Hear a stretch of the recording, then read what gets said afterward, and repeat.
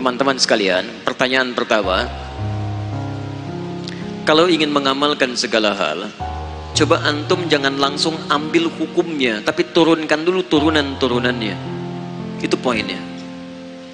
Apa diantara turunan poligami? Misal kita ambil Quran surah keempat, dari ayat yang ketiga, teruskan sampai ayat ke-6-nya. Biasanya ibu-ibu suka loncat ini, begitu baca ayat 1, ayat 2 langsung 4 gitu kan. Papa mau pengen setoran Quran, baik, baca mah surat An-Nisa. Masya Allah. Ya ayyuhan nasu taqu rabbakumul ladzi khalaqakum min nafsin wahidah wa khalaqa minha zawjaha wa batha minhuma rijalan katsiran wa nisaa wattaqullaha alladzi tasaaluna bihi wal arham innallaha kana 'alaikum raqiba. Ayat kedua lancar, langsung ayat keempat, wa atun nisaa sadaqatihinna nihlah.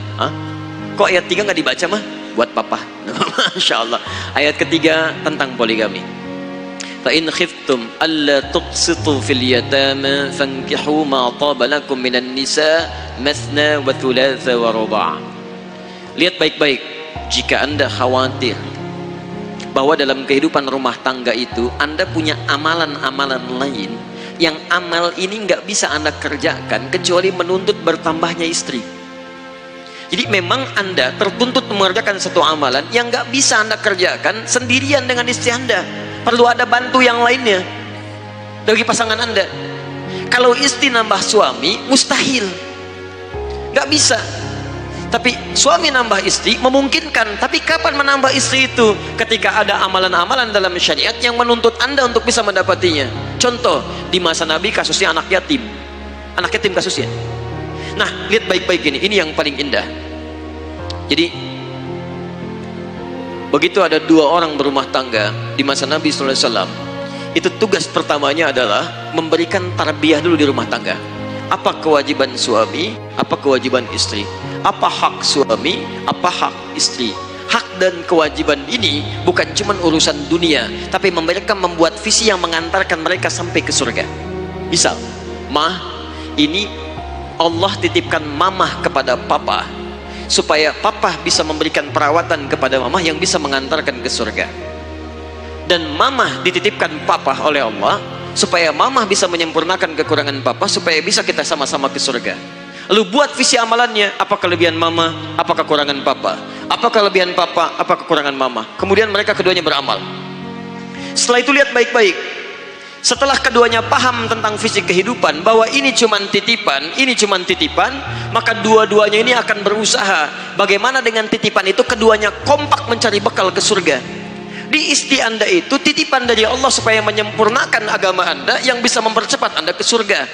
Suami Anda titipan dari Allah yang bisa membimbing istri supaya cepat ke surga. Kalau dua-duanya paham bahwa visi keluarga itu sesungguhnya cara cepat mengantarkan dia ke surga, maka dia akan mencari amalan bersama supaya sama-sama bisa ke surga. Zaman Nabi, amalan yang paling besar itu dulu merawat anak yatim. Dulu banyak para sahabat yang meninggal dunia karena jihad.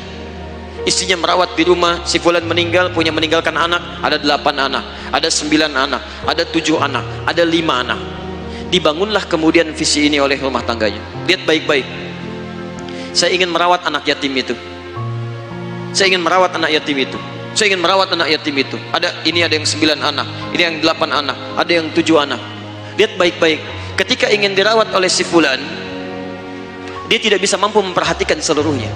Yang ini kelihatan, yang ini tidak. Yang ini terawat, yang ini tidak.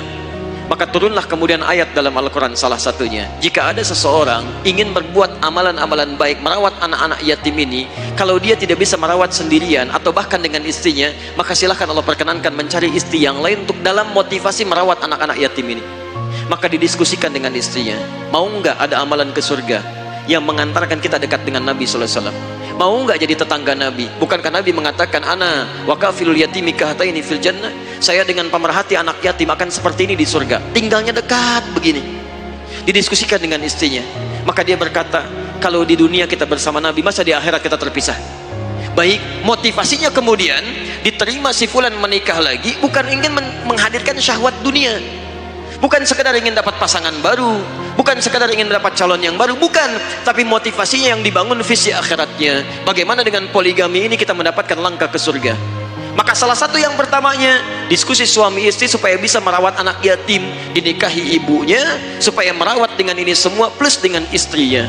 Di istri pertamanya, istri keduanya, motivasi dinikahi istri kedua bukan ingin menikahinya secara syahwat dunia, tapi bagaimana merawat anak-anak yang ditinggalkan ini supaya dekat dengan Allah Subhanahu wa taala. 9, 10, 11 anak.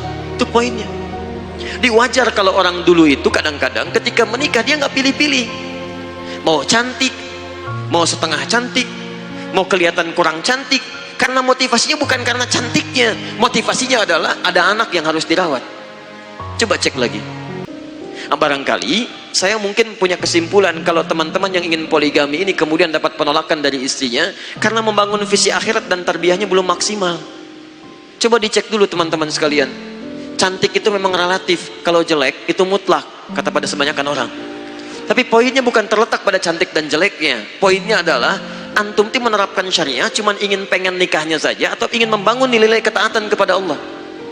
Kalau itu dibangun dengan ketaatan kepada Allah, demi Allah saya katakan Allah akan berikan jalan bagi anda. Allah akan berikan jalan bagi anda. Ya, jelas ya?